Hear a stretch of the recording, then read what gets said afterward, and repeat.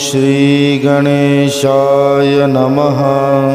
श्रियं सरस्वतीं देवीं गणेशं स्कन्दमीश्वरं ब्रह्माणं वन्नीन्द्रादीनं वासुदेवं नमाम्यहम्। गुरुर्ब्रह्मा गुरुर्विष्णु गुरुर्देवो महेश्वरा गुरुर्साक्षात् परब्रह्म तस्मै श्री गुरुवे नमः। नारायण नमस्कृत्यं नरं चैव नरोत्तमं देवीं सरस्वतीं व्यासं ततो जयमुदीरयेत्। श्री पुरुषोत्तम मास महात्म कथा अध्याय 30 तथा 31वां।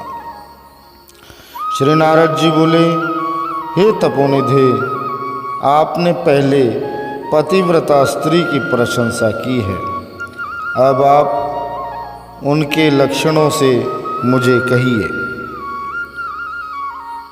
सूत जी बोले, हे पृथ्वी के देवता ब्राह्मणों, इस प्रकार नारद मुनि के पूछने पर स्वयं प्राचीन मुनि नारायण ने पतिव्रता स्त्री के लक्षणों को कहा।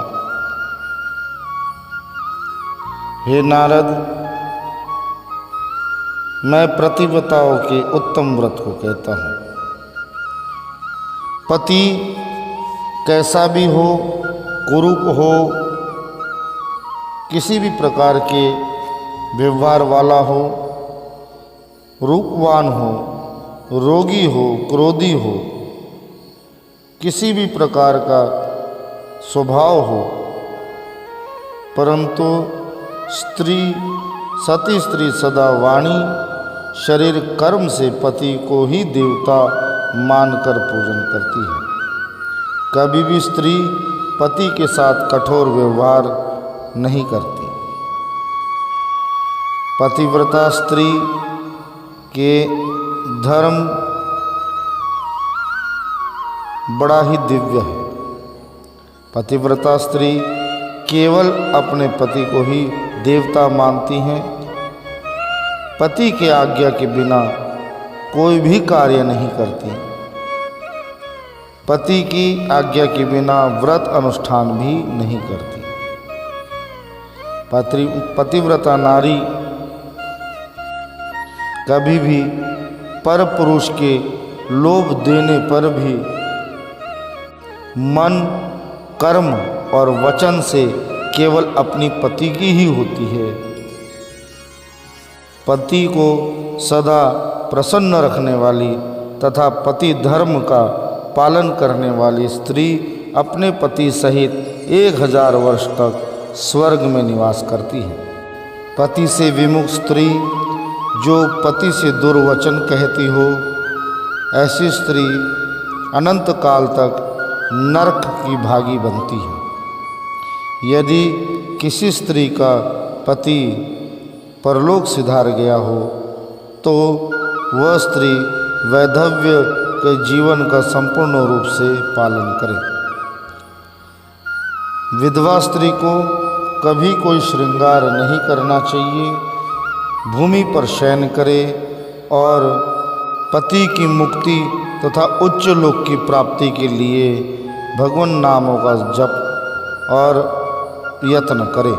पतिव्रता धर्म का पालन करने वाली स्त्री का तेज स्वयं यम को भी रोक सकता है, सूर्य की गति को भी रोक सकता है।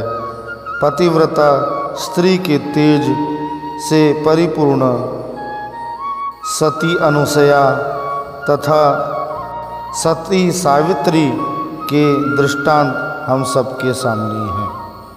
श्री नारायण बोले, लोकों में तथा देवताओं में पति के समान कोई देवता नहीं है। जब पति प्रसन्न होते हैं तो समस्त मनोरथों को प्राप्त करती हैं। यदि पति कुपित होते हैं तो समस्त कामनाएं नष्ट होती हैं। पतिव्रता स्त्री अपने पति के संग स्वर्गलोक में विविध प्रकार के यश को प्राप्त करती है। नारद जी बोले कि हे मुनिवर, पूर्व में आपने कांसे के संपुट के बारे में बताया, कृपया करके इसके बारे में हमें पूर्ण रूप से बताएं। तब श्री नारायण बोले, हे ब्राह्मण, प्रथम एक समय पार्वती जी ने इस व्रत को किया था।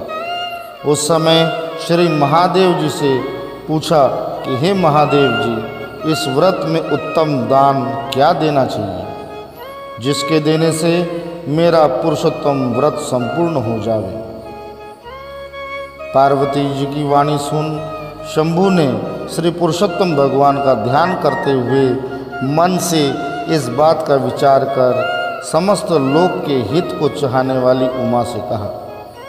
श्री महादेव जी बोले, हे अपर्णे, श्री पुरुषोत्तम मास में व्रत विधि को पूर्ण करने के योग्य वेद में कहीं पर भी कोई दान नहीं है। हे गिरिसुते, जो उत्तम उत्तम दान कहे हैं वे सब श्री कृष्ण के प्रिय पुरुषोत्तम मास में गौण हो गए हैं। इसी कारण हे वरानने, वह सब दान किसी के देने योग्य नहीं है। इस पुरुषोत्तम मास व्रत की पूर्ति के लिए संपुटाकार ब्रह्मांड का दान है, परंतु ब्रह्मांड का दान देने में हम समर्थ नहीं हैं। इसी कारण ब्रह्मांड के बदले कांसे का संपुट कर हमें दान देने चाहिए। इसके भीतर 30 मालपुड़े रखकर 7 तंतु से बांधकर विधि पूर्वक पूजन करके व्रत पूर्ति के लिए विद्वान ब्राह्मणों को देवे। यदि अभाव हो तो 30 संपुट के जगह 1 संपुट भी दे सकते हैं, परंतु यदि सामर्थ्य हो तो 30 संपुट देने चाहिए। पार्वती जी ने 30 संपुट कांसे के दान किया और अपने व्रत को संपूर्ण किया। व्रत की समाप्ति पर माँ पार्वती अत्यंत प्रसन्न हुई। सूत जी बोले, हे विप्रलोक, इस प्रकार नारद मुनि नारायण की वाणी सुन अत्यंत तृप्त हो बारंबार नमस्कार कर पुनः बोले। नारद मुनि बोले, सब साधनों से श्रेष्ठ यह पुरुषोत्तम मास है। इसका उत्तम महात्म्य सुन मुझे ऐसा निश्चय हुआ है कि केवल भक्तिपूर्वक श्रवण करने से भी मनुष्य के महा पापों का क्षय हो जाता है, तो श्रद्धा और विधि से करने वाले का फिर कहना ही क्या, ऐसा मेरा मत है। इसके बाद मेरे सुनने को कुछ भी शेष नहीं रहा है, क्योंकि अमृत से तृप्त मनुष्य दूसरे जल की इच्छा नहीं करता। तो जी बोले, इतना कहकर नारद जी चुप हो गए और श्री नारायण मुनि के श्रेष्ठ चरण कमलों में नमस्कार किया। जो प्राणी इस भारतवर्ष में जन्म को प्राप्त कर उत्तम श्री पुरुष मास का सेवन नहीं करते हैं, न श्रवण करते हैं, वे मनुष्य गृह में आसक्त रहने वाले मनुष्यों में अधम है। इंद्रद्युम्न, शतद्युम्न, यौवनाश्व, भागीरथ राजा पुरुषोत्तम का आराधन कर भगवान के समीप चले गए। इसलिए समस्त साधनों से श्रेष्ठ, समस्त अर्थदायक पुरुषोत्तम भगवान का सब तरह से सेवन करना चाहिए। गोवर्धनधारी, गोप स्वरूप, गोपाल, गोकुल के उत्सव स्वरूप ईश्वर हर गोपिकाओं के प्रिय गोविंद भगवान को नमस्कार करना चाहिए। नवीन मेघ के समान श्याम, 2 भुज वाले, मुरलीधर, शोभमान पीत वस्त्रधारी, सुंदर राधिका के सहित श्री पुरुषोत्तम भगवान का ध्यान करे। पुरुषोत्तम भगवान का ध्यान और पूजन करता हुआ पुरुषोत्तम मास को व्यतीत करे। इस प्रकार जो मनुष्य भक्ति से व्रत करता है वह अपने समस्त अभिष्ट को प्राप्त करता है। हे तपोधन, यह गुप्त से भी गुप्त व्रत जिस किसी को नहीं कहना चाहिए, मैंने भी किसी के सामने अब तक नहीं कहा। आप सबके प्रश्न करने पर मैंने यह सब वृत्तांत आप सभी को सुनाया। इतना कहकर श्री सूत जी महाराज शांत हो गए। पुरुषोत्तम भगवान की महिमा और व्रत कथा सुनकर सभी शौनक आदि ऋषि अत्यंत प्रसन्न हो गए। तत्पश्चात श्री सूत जी ने सभी ऋषियों की परिक्रमा कर प्रणाम किया और वहाँ से अपने आश्रम को चले गए। इस प्रकार भगवान श्री गोविंद का ध्यान करते हुए श्री पुरुषोत्तम मास का सेवन सदैव करना चाहिए। ये मानुष जन्म दुर्लभ है। इस दुर्लभ मानुष जन्म में आकर हमें इसका यथोचित व्यवहार करना चाहिए।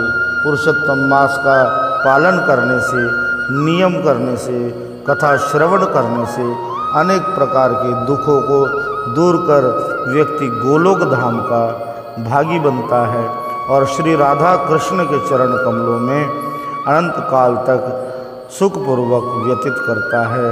श्री हरिओम तत्सत, श्री हरिओम तत्सत, श्री हरिओम तत्सत। जय जय श्री राधे, जय जय श्री राधे, जय जय श्री राधे। बोलिए श्री पुरुषोत्तम भगवान की जय।